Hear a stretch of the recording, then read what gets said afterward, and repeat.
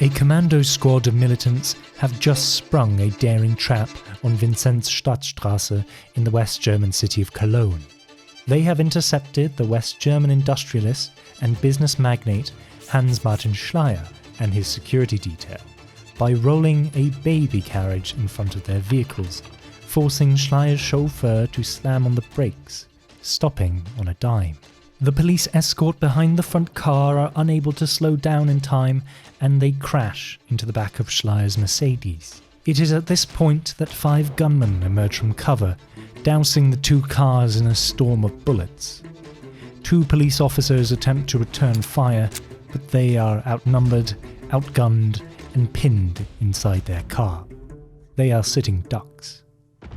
After a brief cacophony, the air clears of lead and gun smoke, revealing a gruesome scene, 3 police officers and the chauffeur dead, blood plastered on every surface. Schleyer survives the onslaught, but he isn't lucky. The assailants don't want to kill him, not yet. They have another purpose in mind for him. Schleyer is dragged out of his car, incapacitated, and then loaded into the back of a white VW bus. It ends almost as quickly as it started, with the bus speeding off into the distance. Schleyer would not be seen again for 43 days, kept in isolation in 2 locations, one in Erftstadt-Liebla and one in Brussels. What just happened is just the tip of the iceberg. For months, the same militant gang that committed the Schleyer kidnapping terrorized West Germany.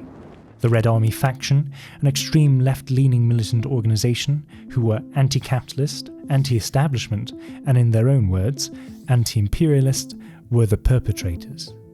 They had, since April of 1977, killed the West German Attorney General Siegfried Buback, attempted to kidnap, but ended up killing the CEO of the Dresdner Bank, Jürgen Ponto, and on the 25th of August, less than 2 weeks before the Schleyer kidnapping, attempted to fire rockets carrying a total of 1 kilogram of explosives into a government building out of which a West German federal prosecutor operated.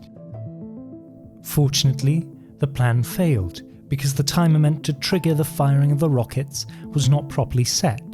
Schleyer's kidnapping, the most recent in the chain of attacks, was part of a ploy to force the West German government to release members of the RAF who were being held in Stammheim prison. Most importantly, the gang's leader and founder, Andreas Baader. The imprisoned members had been found guilty of murdering 4 people and attempting to murder 39 more, alongside auxiliary charges of bombing US military emplacements in April of 1977. Having exhausted all legal options to secure their release, they resorted to extorting the West German government by abducting someone who they believed was the manifestation of all that was wrong with West Germany. A rich capitalist who had, during the Second World War, been an SS officer involved in the final solution. It was their hope that the government would fold to their demands to keep a West German citizen safe. Schleyer would be kept hostage for more than a month before the RAF resorted to more drastic measures. When the West German government, headed by Chancellor Helmut Schmidt, failed to respond to demands and imposed a media blackout, the RAF escalated the stakes of their operation. They got into contact with a militant organization based in Palestine with whom they had strong ideological ties, and had trained in proximity with in the early 1970s under the PLO. They asked that the PFLP hijack a German airliner in the hope that the sheer number of human lives at stake would induce the Schmidt administration to cooperate with their demands. What would happen next was one of the longest hijackings in history, and one that plummeted German society further into fear and terror. The 6th of October 1977. 1,300 kilometers away from the city of Cologne, on the Balearic island of Mallorca, a Palestinian man by the name of Zoher Youssef Akache arrives in Palma de Mallorca airport on the 6th of October. He checks in at the Hotel Costa Azul. The next day, on the 7th, 2 others join him. a woman by the name of Souheila Sayeh, and a man called Wabil Harb, both Lebanese nationals.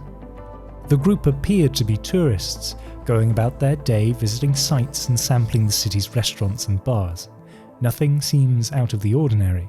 On the same day, Akache and Sayeh meet with a woman and her husband, one Monica Haas, and a man travelling on a forged Persian passport in the name of Servati Kamal. His real name? Unknown. Haas and the man are with a baby carriage. In it is a baby, but less obviously also 2 pistols, 6 grenades and a kilogram of high explosives, packaged in English sweet tins. The exchange between Haas and the 2 supposed tourists goes off without a hitch, and they return to the Costa Azul hotel with ammunition, weapons and high explosives. Some strange souvenirs to bring back from a holiday, indeed. A final person joins the group on the 8th of October, a Palestinian woman called Nadia Duaibis, who turns out to be Akache's lover, revealing some issues within the group. Sayeh and Akache are meant to be posing as lovers, and it irritated her that his actual lover was here. Thus, to make it more believable, they swapped rooms and roles. Now, it might have occurred to the more observant viewer at this point that these people aren't your average tourists. If we trace back their steps, we can see that earlier in the month they were in Iraq, in the capital of Baghdad, meeting with the top brass of Palestinian militant organizations such as Wadi Haddad, the leader of the PFLP. Here they are informed that they are to hijack a German passenger plane from Mallorca. They are initially not given much information as to why, nothing beyond to, quote, secure the release of Palestinian compatriots in Israel. They are sent to final weapons training at a PFLP facility, and then they all set off on their fateful journey to Mallorca. 13th of October, 1977. It is a cold, overcast Thursday in the city of Palma. The 4 hijackers leave the Hotel Costa Azul in the morning and take the 15-minute drive to the Palma de Mallorca airport. They have with them a radio and a vanity kit. Within them are stashed the grenades, pistols, ammunition, and explosives that they picked up the week prior. Once they arrive at the airport, they pass through security fairly easily. You see, it had only been 2 years since the International Civil Aviation Organization, also known as ICAO, had convened to draft one of the world's first comprehensive standardizations of airport security. But even then, recommendations were limited, vague, and left much up to individual states to decide how to implement security measures. Mallorca, one of Spain's smaller airports, had probably not undergone security modernizations yet due to this. At 12:30, the hijackers board Lufthansa Flight 181, nicknamed Landshut after a town in the state of Bavaria in southern Germany. About 1 hour later, the aircraft is airborne, travelling to its intended destination of Frankfurt. However, at some point shortly after takeoff, just as the cabin staff start distributing food, the 4 hijackers leap into action, jumping from their seats, gesturing wildly and shouting at passengers. They clear the first-class cabin and directed all passengers into the remaining seats in second class. Everything that could be used as weaponry against the hijackers, such as the forks and knives from the prepared meals, are taken away. Personal effects and identification, like passports, are also confiscated. Finally, the hijackers breach the cockpit, removing the co-pilot Jürgen Vietor from the cabin and shoving him into economy class with the rest of the hostages. They demand that the flight be rerouted to Cyprus, but due to the lack of fuel, the pilot Jürgen Schulman suggests landing in Rome instead. At 2:38, a flight tracking station in Aix-en-Provence picks up that the aircraft is off course. It is also around this time that the first communications come from the aircraft, with the leader, Akache, who is styling himself as Captain Walter Mahmoud, speaking over the radio, announcing that the aircraft is now under his supervision and control. Flight 181 lands in Rome's Fiumicino airport at 3:45, and the hijackers demand that the plane be refueled. Akache radios the traffic control tower and demands for the release of political prisoners being held in West German prisons. This is the first indication that the hijacking is linked to the Schleier kidnapping and the Red Army faction. In Rome, the flight's captain, Schumann, drops 4 cigars out of the window to communicate to authorities how many hijackers are on board. This tactic works, and authorities correctly guess the intent of the message. By 5:45, the aircraft has been refueled and now sets a course for Cyprus's Nicosia airport. But mid-flight is informed by other Lufthansa pilots in the vicinity that Nicosia is non-operational. Presumably, this meant Nicosia would not allow the plane to land there. Instead, Flight 181 is redirected to Larnaca Airport, south of Nicosia. While this was happening, the West German government, headed by Chancellor Helmut Schmidt, mobilized the anti-terror task force known as GsG9, Grenzschutzgruppe 9, and as soon as they were able, had them head for an intercept course to Cyprus. Once the aircraft had landed in Larnaca at 8:28, the hijackers again demanded to be refueled, otherwise they threatened to detonate the explosives they had on the aircraft. They also repeated their request for the release of German prisoners, as well as 2 more Palestinians held in Turkish prisons. While they were on the ground, the Cypriot foreign minister attempted to negotiate a release of, quote, women, children, and the sick, who were on the plane, but he made no headway. Following this, an unnamed man who claimed to be part of the Palestinian liberation movement in Cyprus attempted to talk to the hijackers' leader. However, Akache instantly barked a retort. "I do not care who you are. Whoever you are, I don't want to talk to you." In the background, the 30 GsG9 officers had been en route to Cyprus on Flight 1231 and had landed on the island while Flight 181 was still there at around 9:20. However, they had landed at the British Akrotiri airbase some way southwest, presumably not to alert the hijackers. They were ultimately unable to reach the aircraft in time before it took off for its next destination, and thus they relocated to Ankara for further instruction. At around 10:50, the aircraft was yet again airborne and initially headed for Beirut, then Damascus, then Kuwait. They were denied landing permission by all 3 airports. They travelled for some time more before finally reaching Bahrain at 1:32 in the morning. They only stay here for just under 2 hours, again repeating the demands for the release of prisoners, further confirming the connection to the RAF, and setting a deadline for this ultimatum, threatening to blow the plane sky high by 9 a.m. on Sunday the 16th if the demands are not met. That gives only 2 days for the West Germans to organise a response. The plane departs Bahrain en route for Dubai International Airport at around 3:24 in the morning, but it is forced into a holding pattern until merely minutes before they run out of fuel they are permitted to land at 5:51. It is now the 14th of October. More than 16 hours have passed since the aircraft left Mallorca and since it was hijacked. While they are stationed in Dubai, the hijackers make requests for water and food and continue to make demands. In West Germany, Chancellor Schmidt elects to send his state secretary, Hans-Jürgen Wisniewski, to Dubai, with an additional 31 GsG9 officers and $4 million in bargaining cash. They board an Airbus 707 codenamed Oscar X-Ray in the afternoon and arrive in Dubai at around 11:35 in the evening.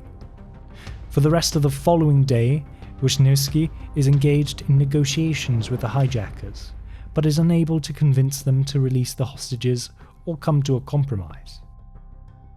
After nearly 2 days on the aircraft, conditions are starting to become uncomfortable for the passengers, with them being forced to stay in their cramped seats at threats of violence if they move. The pilot Schumann is allowed to make a statement directed at Chancellor Schmidt over the radio at 7:50 in the morning on the 15th of October. The lives of 91 men, women and children on board this flight are at the mercy of your decision. You are our last and only hope. Wisniewski persuades the UAE Defense Minister Mohammed bin Rashid to allow a scouting operation on his territory, on the condition UAE forces are allowed to participate. Disguised as mechanics, they scout the plane out and deliver food, water and medicine, and even a birthday cake to the aircraft to celebrate one of the stewardesses' birthdays. Tensions ease here somewhat, but not for long. Negotiations between the hijackers and Wisniewski continue until the 9 AM deadline on Sunday the 16th. But nothing happens.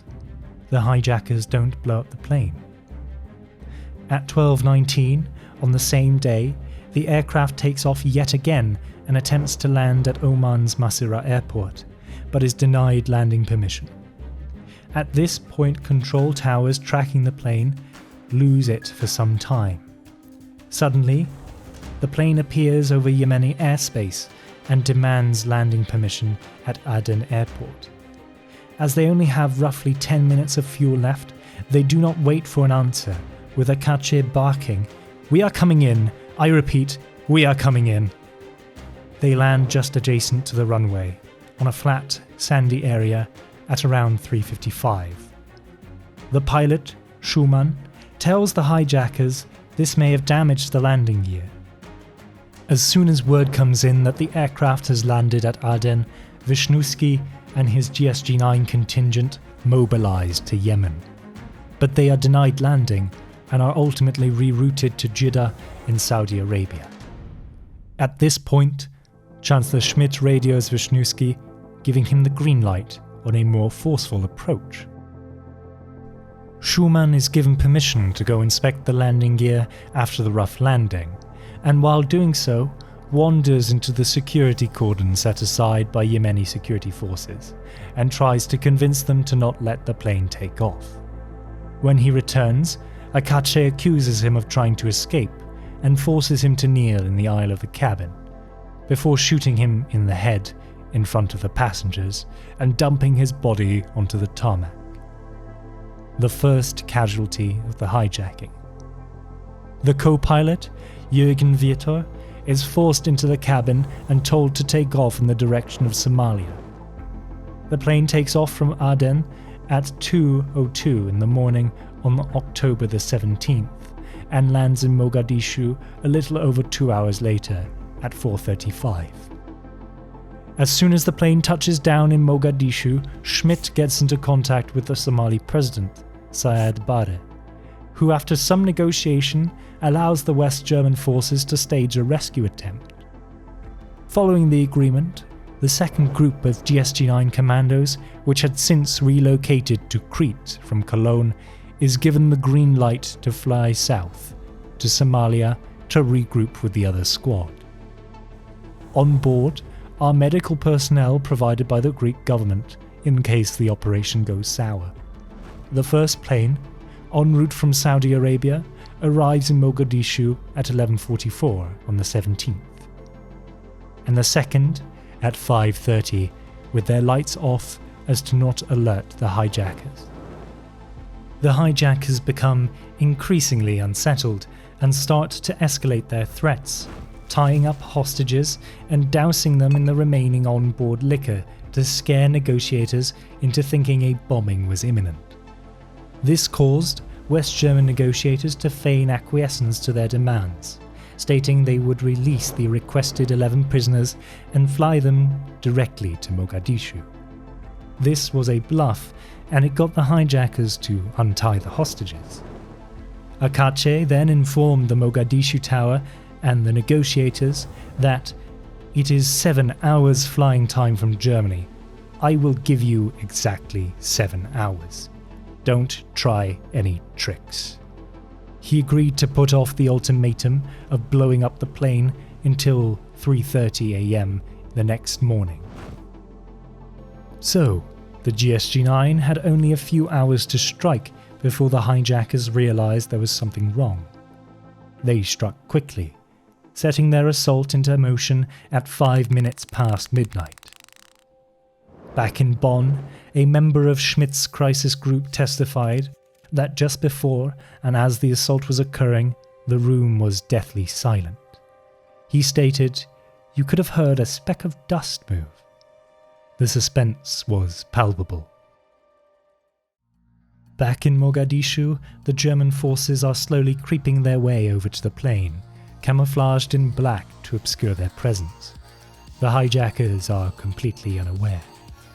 They reach the underside of the aircraft and place explosive charges on the doors. Finally, a diversionary explosion on the runway is set off, and the GsG9 group detonate their explosives.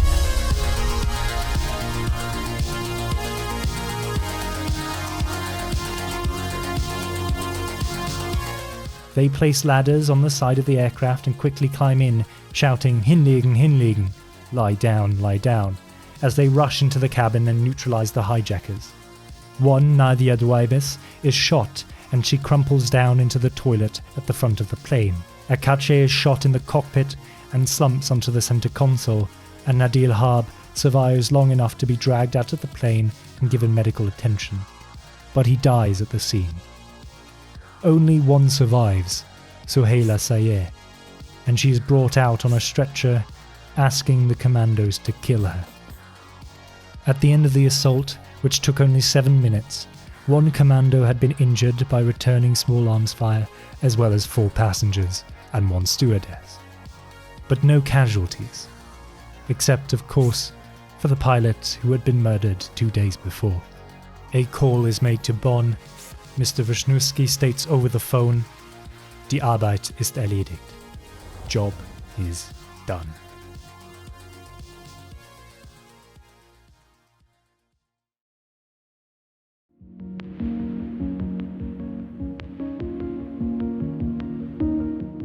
On the 18th of October, when news reached the RAF leadership in Stammheim prison of their comrades' failure and subsequent deaths at the hands of the GsG9, they committed suicide. 3 people, Bader, Enslin and Raspe, succeeded. A 4th, Irmgard Müller, allegedly stabbed herself multiple times, but did not die, and was given medical attention after being found in her cell. Müller contended that the deaths had not been suicides, and that instead they were assassinations perpetrated by the West German government. If this is true, no evidence to suggest this is the case has come to see the light of day, and it seems particularly strange that Müller was left to live and given medical attention if this indeed did happen. You'd think they'd want to tie up any loose ends. Once it had become clear the ploy to release the prisoners had failed, worse, they were dead, the RAF members who had kidnapped Hans-Martin Schleyer more than a month and a half prior decided to dispose of him. He had, to them, become dead weight and was no longer an asset. In a letter sent to French newspaper Libération on October 19th, the RAF declared, "We have, after 43 days, ended Hans-Martin Schleyer's miserable and corrupt existence. Mr. Schmidt, who from the beginning of his power calculus speculated with Schleyer's life, can pick him up in the green Audi 100 with the Bad Homburger number plate on the Rue Charles de Pougy in Mulhouse." His body was found on the same day in the town of Mulhouse on the Franco-German border, stuffed into the boot of an Audi A100, just as the letter had described, with a bullet in the back. The Red Army faction continued to operate following this, but as Gillian Becker, a historian who covers the Red Army faction, notes, their ranks had been heavily decimated.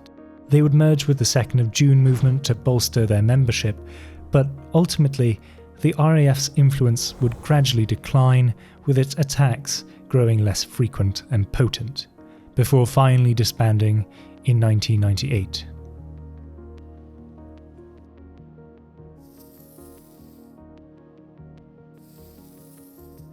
The 1970s, and more specifically the German autumn, was a tumultuous time for the West German state and the German people. Violence and terror were the defining characteristics of the decade, reflected in countless Der Spiegel articles with paranoia-inducing headlines and front covers, depicting masked vigilantes with guns and repeating the threats of terror for the wider public to sink their teeth and their hearts into. Police checkpoints, news bulletins, perennial bomb threats, constant reminders to be vigilant and to keep an eye out for the wanted members of the RAF, their posters plastered on every street corner. It is no wonder that this period is a site of trauma in German history. It was like living in a constant state of anxiety, where the development of surveillance practices and the increasing illiberalism of a state scrambling to clamp down on terrorism coalesced with the general feeling of unease, that a bomb meant for a government official might instead take your child or yourself. The RAF did not need to be prolific in its attacks, it just needed to be brutal, and brutal it was. As the historian John Christian Schmeil puts it, the RAF punched at a level far beyond its weight. Because of its policy of targeting political and business functionaries for assassination, and a high success rate when it did, the RAF had succeeded in instilling a distinct nervousness in the country's administrative and economic elite. For an organisation that never numbered 30 at any one time, it had succeeded in inflicting considerable hardship upon a liberal democracy. Although the RAF rarely targeted non-public figures, it did not mean their attacks were seen as any less traumatic by the public. The German political writer Jan Philipp Reemtsma argues that for state fear and terror to be effective, it must only target a few people, and only make it known that these people meet horrible fates. It must only torture and maim a few, release one or two to tell their stories, and the desired effect will be achieved. Fear of dissent and subsequently fear of the state itself and its capacity for terrible acts. I believe the RAF had a similar effect on the German public. They did not have to kill or kidnap many people. The sheer brutality and effectiveness of their operations instilled fear in the general population merely as a byproduct of notoriety. Sure, the kidnappings and killings happened between a small number of people, but as Reemtsma explains, a third party, in this case the public, also played a role, specifically in practicing empathy and reproducing the anxieties, fears and paranoias of acts of terror vicariously. This must have been exacerbated when the RAF, through its associated groups, hijacked a civilian aircraft, communicating that even the general public could be in danger. The RAF's tendency to target elite members of society also meant that the state was far more hardline with its reaction to terrorism, and that meant more extreme interventions in the lives of ordinary people, and thus the pervasiveness of paranoia. The film Deutschland im Herbst depicts the atmosphere of fear and discomfort that accompanied West Germany's heightened security controls. One reviewer stated that in the present climate of hysteria, repression, and self-censorship, terrorism and its relatively private consequences is becoming a taboo subject, and one which it takes a political courage merely to name. The film serves to alert foreign audiences to the prevalence of fear and self-censorship in, quote, everyday German life. As indicated here, people were afraid of talking about it, despite its prevalence in society and the massive amount of metaphorical real estate it occupied within the German media. This strange mixture of increased state control, terrorism and a general atmosphere of political upheaval reminded many, particularly West Germany's liberals, of the still in living memory decline of the Weimar Republic and the rise of the Nazi Party. The justification for the centralization of power in this period was also grounded in the supposed threat to the state following the Reichstag fire of 1933, and as such, some were wary of the heightened authority that the Bundestag was gaining. Others, more concerned with the threats of violence and instability, the more politically conservative and reactionary, became increasingly impatient with protest and thought more should be done to curtail political deviance. As the New York Times put it in December of 1977, In this spiral of mutual suspicion, there is a danger that criticism of state and society could become muted. The hijacking of Flight 181 and the previous months of terror thus contributed to an environment of fear in West Germany, where the public had to be concerned with both the threat of terrorism and the heightened imposition of the state. The latter took on a haunting quality considering the relatively fresh memory of the NSDAP's campaigns of political repression in Weimar Germany and then Nazi Germany. The strange convergence of the two also caused some to self-censor and render terrorism a taboo subject.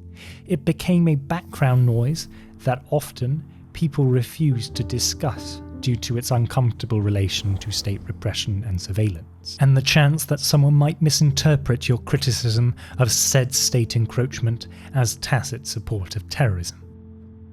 Of course, I do not mean to paint in broad strokes. I'm personally aware of people who were open to discussing the topic of terrorism even during the late 1970s. But I think overall it is safe to say that it wasn't a particularly comfortable topic for discussion for most people. That being said, if you have differing anecdotes and you yourself are German, feel free to put them in the comment section below. Today, the terrorism of the 1970s is no longer a taboo subject. However, the period is still carved into the German public consciousness. In 2016, when a slew of terror attacks shook Germany and wider Europe to its foundation, the first point of reference for many German media outlets was of course the events of 1977, a testament to the resilience of the German autumn and its prominence in the collective memory of terrorism. Germany has done what it can to bring closure to the period by prosecuting and bringing to justice those that perpetrated the attacks, and although a few have eluded the courts, the vast majority were caught or de-radicalized.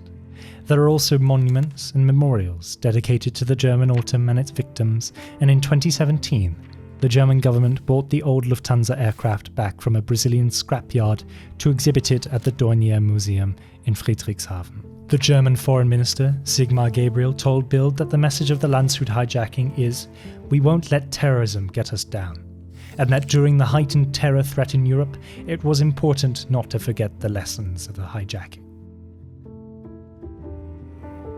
To conclude, it is important to recognise the extraordinary nature of the German autumn. 5 months of terror capped off by a 43-day kidnapping and subsequent killing, and a 5-day hijacking that straddled 7 countries, from the Mediterranean to the Indian Ocean, resolved only through the intervention of German counter-terrorism forces. Although other nations may have experienced similarly expansive terrorist incidents, Germany's is unique in the sense of its cultural resilience and socio-political importance. One might even say, if a little bit flippantly, that it was Germany's 9/11.